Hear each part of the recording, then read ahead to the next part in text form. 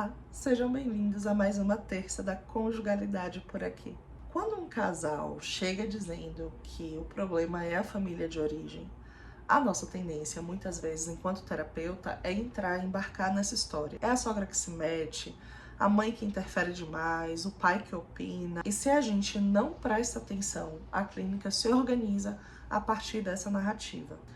Só que a gente não pode esquecer que o que organiza o nosso olhar clínico não pode ser a história em si, mas a função desses vínculos dentro dessa história que está sendo contada para nós.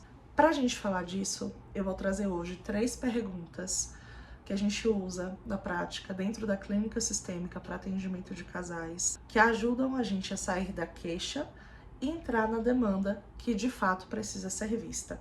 A ideia é trazer uma ferramenta clínica para que você já possa usar no seu próximo atendimento por aí. Antes de tudo, essas perguntas elas não foram feitas para serem jogadas de forma mecânica nos atendimentos. Muito pelo contrário, elas precisam de contexto, elas precisam de construção ali, porque quando a nossa escuta muda de lugar, a sessão se reorganiza de um outro jeito, de uma outra forma. A pergunta número 1. O que esse conflito protege dentro de vocês, dentro da dinâmica do casal? Ou do que vocês estariam falando se não estivessem brigando por esse motivo? Essa pergunta é muito reveladora. Pelo seguinte, quando o casal diz minha mãe se mete demais, é muito fácil a gente entrar naquele lugar mais linear da escuta. Mas a escuta sistêmica, ela vai se perguntar, esse conflito está protegendo alguma coisa? Muitas interferências externas, familiares, não estão ali por acaso.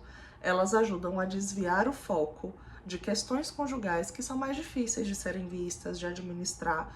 E por isso, o casal concentra sua energia naquilo que está fora, está no externo, que não tem como ser resolvido. Então a gente se queixa disso para não resolver o que está dentro do nosso alcance muitas vezes.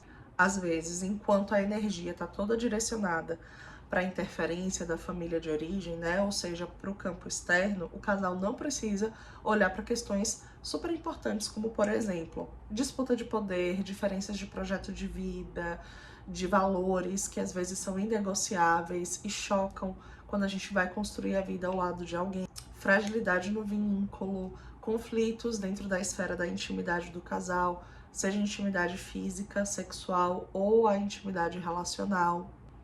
Essa pergunta tira o casal de vítima do externo e traz a responsabilidade de volta para eles sobre o que fazer e como conduzir essa história e esse vínculo que está na mão deles. A gente deixa de olhar o que atrapalha para focar no que está sendo evitado a partir daquela queixa. A pergunta número 2 é: quem perde alguma coisa se X pessoa desse casal se diferenciar da família de origem?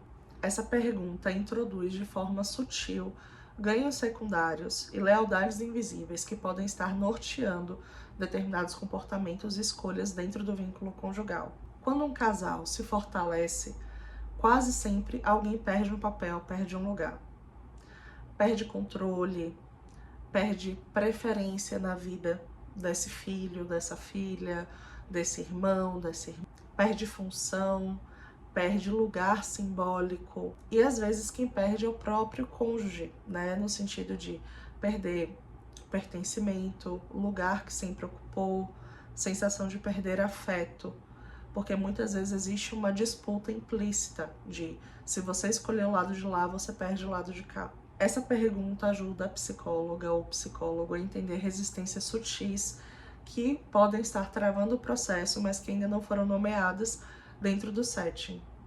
Quando a gente olha por essa perspectiva, a família de origem deixa de ser vilã e passa a ser parte de um sistema que reage à mudança. Agora a pergunta número 3, que é o que eu considero assim um ouro dentro da clínica, é uma pergunta muito importante. Onde esse casal, em que situações, contextos, esse casal funciona mais como filho da família de onde veio do que como adulto emocional, como casal? Essa pergunta, ela organiza e deixa mais claro pra gente as fronteiras que existem ou não entre o casal e as famílias de origem, respectivamente.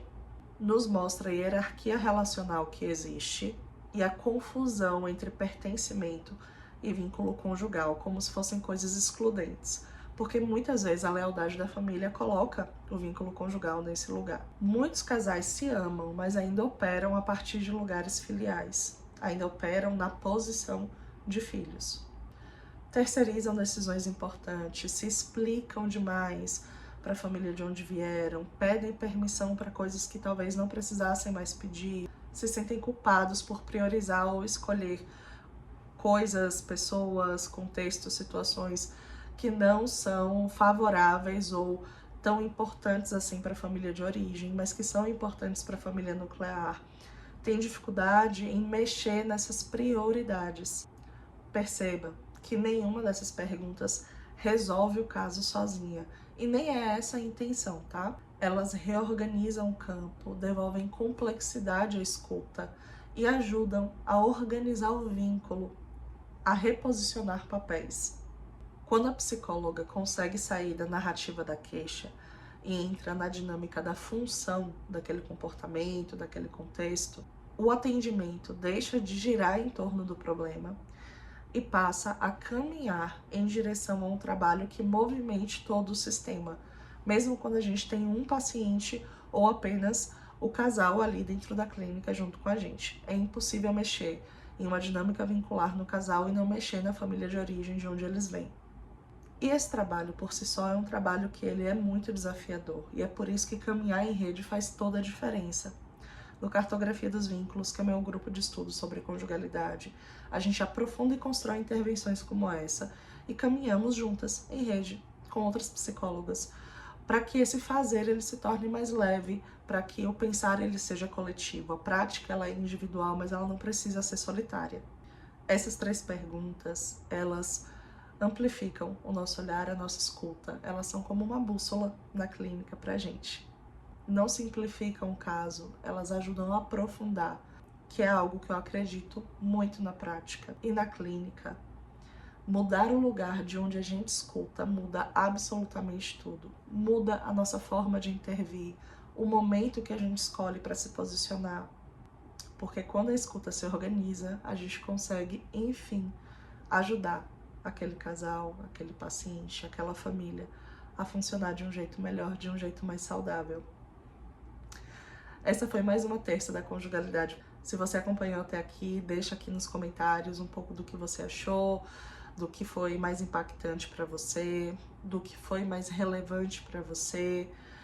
Me segue, se inscreve aqui no canal para não perder os próximos vídeos. A gente se vê na próxima terça. Tchau!